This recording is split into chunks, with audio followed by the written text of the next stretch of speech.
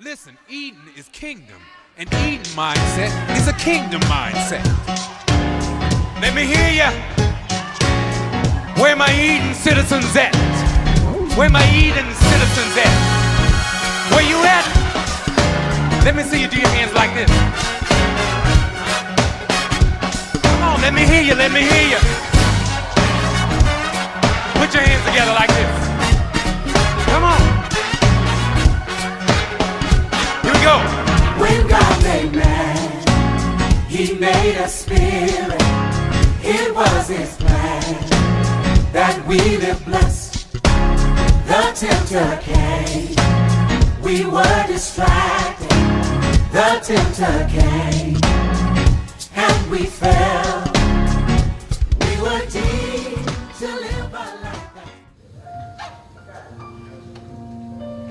Ooh,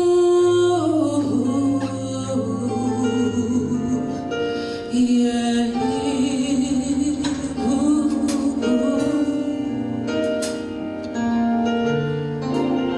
Just worship with me. Listen. We love you. We thank you. We praise you. We lift you up for who you are.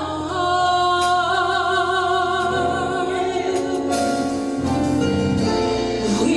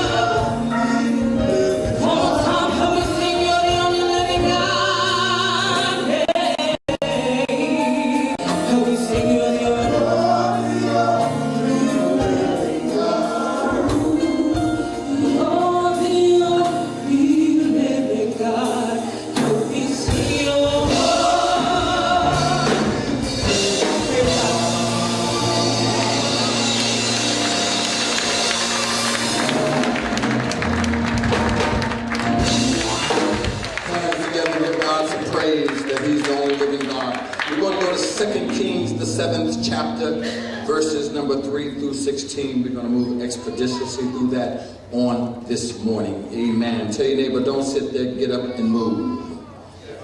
Come on, some of y'all need to get up and move out of some situations you're in. Go, band, you go right over on this side. Amen. It reads as follows. Let's go. It says, Then Elijah said, Hear ye the word of the Lord. Thus saith the Lord, Tomorrow about this time you shall find flour, and it shall be sold for a shekel, and 2 measures of barley a shekel, and the grain in Samaria. Then he says, Then the Lord, whose hand King answered the man of God and said, Behold, if the Lord would make widows in heaven, might this be? Now, I'm going to jump down to verse 3. It says, And there were 4 lepers. Everybody say, there were 4 lepers. Say it again, there were 4 lepers. Men entering in of the gate, and they said one to another, Why sit we here until we die? Say, why sit we here until we die? Or open your mouth, say, why sit we here until we die? He says, if we say we shall enter into the city, then famine is in the city. Everybody say famine. A famine is something when we have a lack of something. We have a lack of food. We have a lack of things in our life, and that causes famine. Then it says, a famine is in the city, and if we shall die there, if we sit here still here, we shall also die. Now therefore come and let us fall into the hands of the Assyrians. And he says, if we fall into the hands of the Assyrians, we're going to die anyway. So therefore we're going to take a chance and go. Everybody say take a chance. Open your mouth and say take a chance. Any of you ever took a chance on anything in here? Let me look at you and say, if you ever taken a chance on anything? I want to deal with, for a few minutes, about the famine and those guys just sitting there. And if we know anything about lepers, lepers were not allowed to go into what? The city. Lepers were not allowed to go inside the gate. They had to stay outside the gate because they had a disease. Everybody say a disease. They had a disease that was contagious. It was a skin disease. Everybody say a skin disease. Have anybody in here ever been to a dermatologist? How many of y'all need to go to a dermatologist?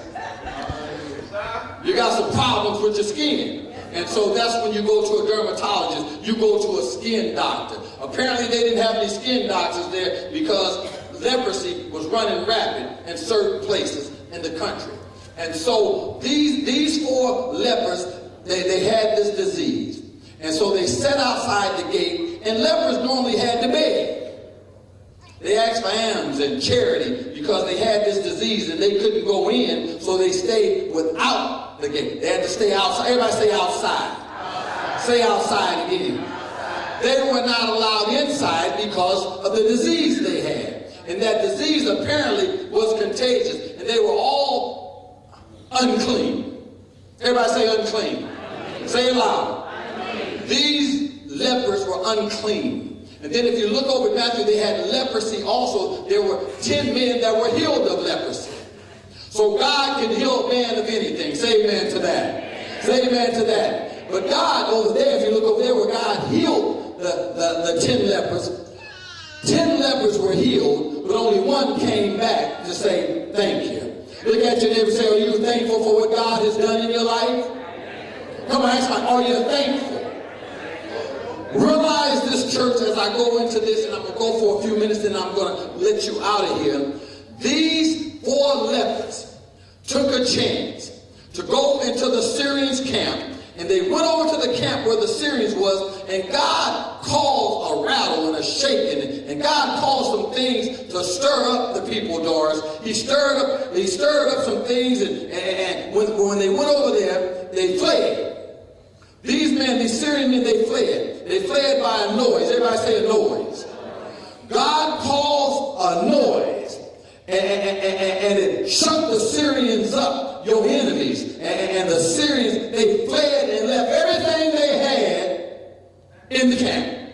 They left it because some noise they heard. They thought that God had unleashed armies to come in to rescue them. But God just confused them. Everybody say, God confused your enemies. Some of y'all have some folk coming after y'all, God told me to tell you, but God confused them. And they didn't come. It ain't because you've done something. It's because God done something for you. God can just open his mouth, wink his eye, and cause your enemies to flee. How many of y'all know you need some enemies to get out of your way? None of y'all got no enemies in here. I praise the Lord. I wish I was in your position, I guess, for just that tad bit. Because if you're doing anything for God, you're going to have opposition. Everybody say opposition. If you're doing anything for Jesus, you're doing anything for the kingdom of God, you are going to have opposition. You're going to have people that come up against you. You're going to have people that put their mouths on you. You're going to have people that want to see you destroyed. You're going to have people that want to see your kids messed up because you are a kingdom builder. If you're doing nothing for God, look at them and say, what you doing for God? Come on, open your mouth, man. What are you doing for God? Only what you do for God is going to last. But opposition is going to come your way. But how do you defeat opposition? The only way you can ever defeat opposition in each and every one of your lives is have God first in your life. And God does the defeating on your behalf. Now when we look at these four lepers, there was a famine. There was a lack of food. Everybody say a lack of food. Come on, open your mouth and say a lack of food. Let's apply that to today. In America, we don't have a lack of food, but we have so many people that are homeless and hungry. All you got to do is look on the streets. All you got to do is go on B Street and see the lines of people looking for food that just to take one bite of anything. But we have more than enough. Look at your neighbor and say, look like you got more than enough. Oh, yes. Some of y'all look like you got more than enough food. Hallelujah. Y'all take that the way you want to take it. But let me explain something to you. There was a famine. Everybody say there was a famine. But God. Everybody say, but God. I'm about to preach now, but God. Nobody but God can cause your enemies to be confused and your enemies flee, and then you go into the enemy's camp and take everything they left behind. Ain't that good news? I'm about to preach that. They left everything they had, and the noise shook them up. They thought they had sounds of chariots. They heard all kind of things, but it wasn't so. It was in their imagination. God can turn the imagination of your enemy around, and that enemy that's coming up against you or go that way when God is just standing right there speaking, let my people go. See, God has told the devil, y'all got to hear me this, and here if you never hear that else, God speaks to the devil on your behalf, because the devil says, listen, I want lands. God said, have you considered my servant lands? He's a good man. He's an honorable man. He's in Bible study. He's at Sunday school. He gives his tithe. He gives his offering. He's at everything the church has. Have you considered lands?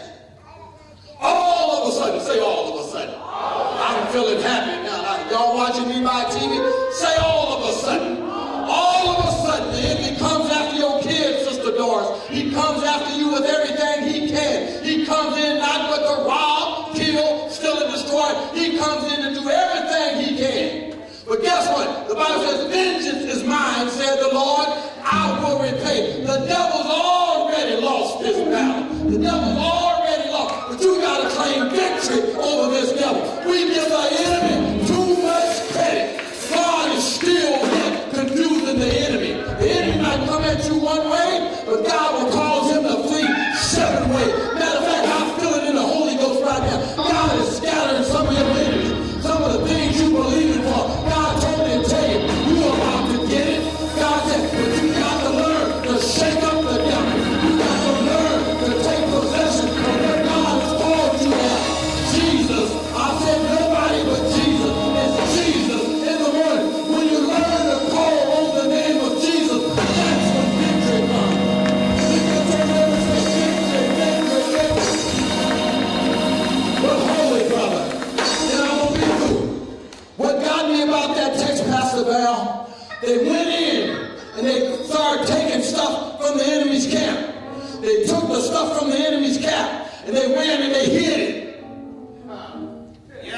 That's it. Y'all got it. I'm trying to go here. Some of y'all Christians hide too much stuff. They ran and hid it. God gave you victory and you ran and hid the testimony. God blessed you when you didn't have nothing and you ran and hid that. God gave you more than enough. Then you ran and hid that. When God blesses you, you got to learn to share the blessings. Let me go on a little further. I'm looking at the time, but I got to give you this. I can't leave without giving you this. Guess what they did again? They went back into the enemy's camp a second time. Then they seen another tent. They went in that tent, Gwen. They said, oh my God, there's some filet mignon. Oh, there's some crab. And yeah, there's some lobster. There's a gumbo. Then they got all that stuff out the enemy's camp again. And guess what else? God confuses your enemies. They left their horses. They left their donkeys. They left everything. And that's what the enemy gonna do. The enemy, everything the devil ever took from you, God told me to tell you, if it was from God, you gonna get double for your trouble. But you got to go in to the enemy's camp and give him God. Come on, say amen. You can't lay down. You got to learn to fight. Hold it. When they went in, they held back. They didn't tell their partners. Me and we went in there and we got blessed. They didn't do it, they hid it. But God convicted them. They said, we got to go back and tell it. We got to go back and tell God scattered our enemies and left it. Then he went on to say, guess what else? Elijah said, in the morning, famine gonna be over. Look at your neighbor and say, in the morning. Touch somebody, say, in the morning. I'll speak in the morning over your life. Famine is over with now. We are king's kids. We are royalty. We ought not have to be in famine forever. Famine's gonna end this morning. Some of y'all are about to get everything God has for you this morning. Some of you are about to get your joy back this morning. Some of y'all are about to get your peace back this morning. Some of you are about to get your money back this morning. Some of you, come on, say it. Some of you are about to get promoted this morning.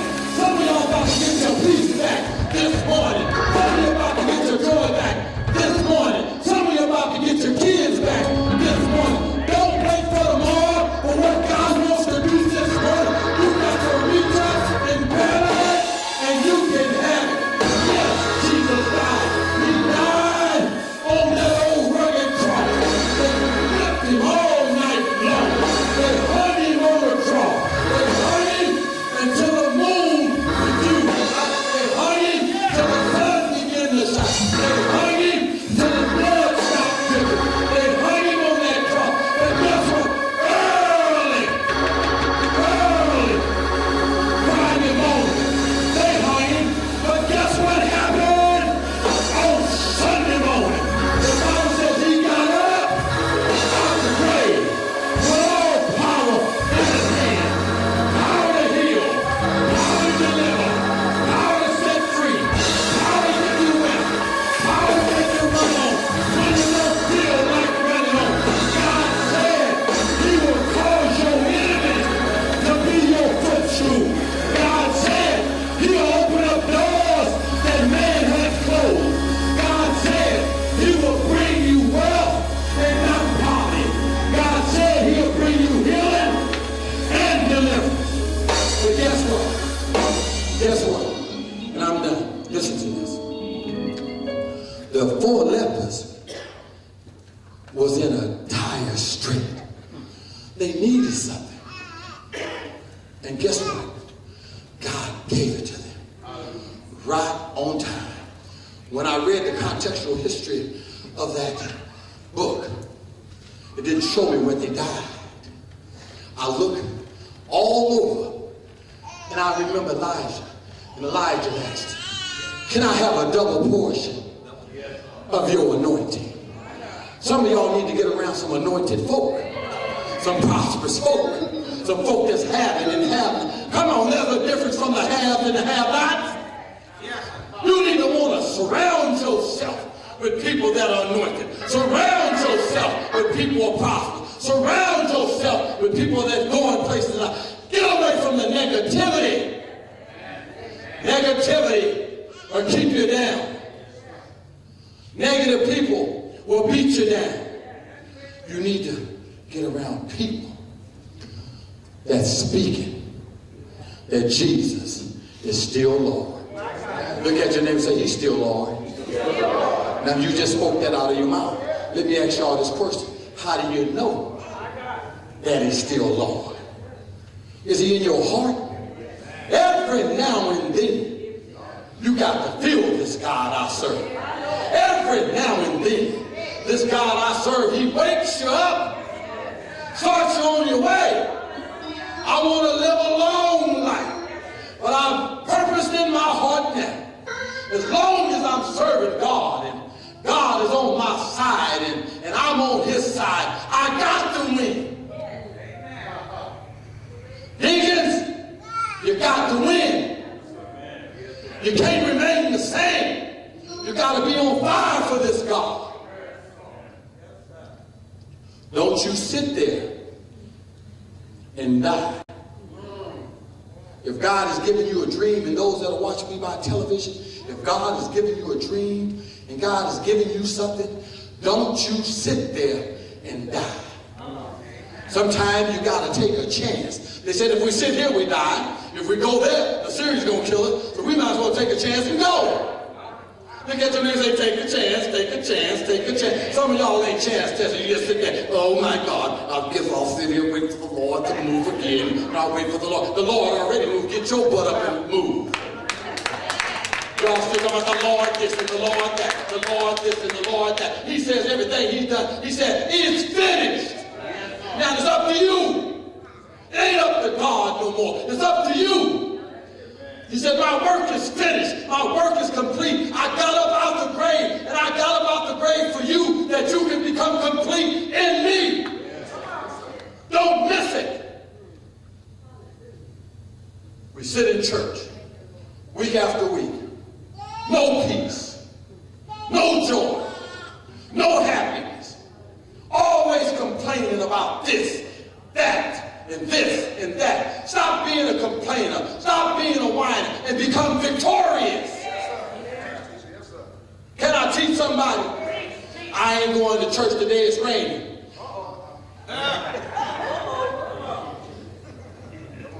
I ain't going to church because of this today. There's going to come a time, everybody in here hear me, that you wish you could come into the house of God. You're going to think about the times you lied to God and sat at home and didn't come. Come while you still got 2 legs. Come while you still got a portion of your health and your strength. Come on, say amen. You need to get in the house of God and let God change your life. I will not settle for second best. I know who I am. I am the righteousness of Christ Jesus.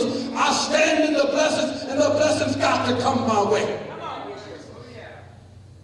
I'm done. Better stand. Don't you sit there no longer. Y'all better get up. We're sitting too long. We are sitting down on God too long. I don't have to do this. I choose to do this. I do this because God has blessed me. I've been given, and I'm going to give this testimony. I want everybody to hear this. Post this on Facebook. Any other book. Hear this. I want y'all to hear this testimony. I got in trouble years ago behind something. Y'all, most of them know. And I haven't worked in 7.5 years, and I've never begged for nothing. I've always had more than enough. I said I wouldn't work for anything because I never had to. I had a man come to my house yesterday, offer me a job, making 6 figures 4 or 5 times. Some of y'all don't know what that 6 figures 4 or 5 times is. Let me tell you, hundreds and hundreds of thousands. He said, I don't want you to work for me. His exact words, I want to work with you. Y'all missed that too. God will send people, drive them to your house, come up in your house and say, guess what? I want you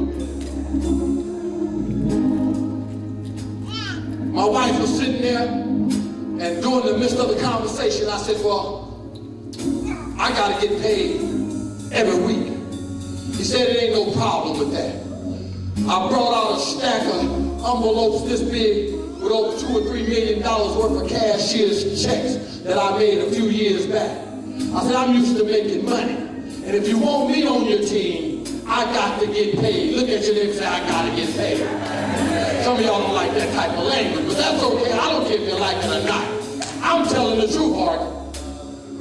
I'm a king's king. When you be faithful in the kingdom of God, if you be faithful of a few things, God will build you up and bring people to you, and you ain't got to run to them. I know some of y'all don't want to hear this kind of teaching, but let me tell you something. I've cried many a nights at this church. I said, God, you can give these people to anybody. But God said, oh no, I called you for this job. But see, the enemy will try to play a trick on your mind. Catch this on your way to heaven. I know the enemy will throw millions in front of my face to get me back out in the streets. To get me back drinking and snorting powder and lying and cheating and doing all those things. So I'm not moved by everything I see. Y'all miss that. So what I said I'm going to do, because I don't want to go back to the Bahamas. And I know everything I do, the enemy is watching. He's watching like this. So I got to be very careful who I bring in my surroundings. Because everybody say they pumping, ain't pumping. Y'all missing that up in here. I don't know who that man was from nobody. I looked it up, and it was legit. But I'm not so fast to move no more. I'm going to wait on God. I'm supposed to start working Monday morning, 2 days a week, making $10,000 plus a month. That's just salary plus commission. Maybe $20,000, $30,000. But listen to this, y'all. The flesh man say, if I come back, it was nice. But the spirit man tells me, Andrews, it might look good in the beginning. Some things look good to you right now, but it ain't gonna end up good. I want my life to hold something. I want my life to end up good right now. I've been through too much hell, Kyra, to make a mistake right now. I don't want to sit in the same place and die. I want to move and get everything God has for me. So I looked at the positive thing, Porter, in it all. If I was getting $30,000 and $40,000 a month, I can buy me a music department. If I had this and that, I can buy what I want. But I don't trust God if I do that. I trust God to take just a little bit I got and make it much. You remember the lady just had a little bit of flour? Yes, my flesh has desires. Yes, I want a whole lot of everything. But my word to you today, don't you sit there and be content where you at. If you're in Lodabar, God wants to bring you out. If your body don't feel good, God wants to heal you. I tell you, God is the same yesterday, today, and forever. God never changes, nor do he sleep, nor do he slumber. Oh God, open the floodgates. Open it, Bill Saint.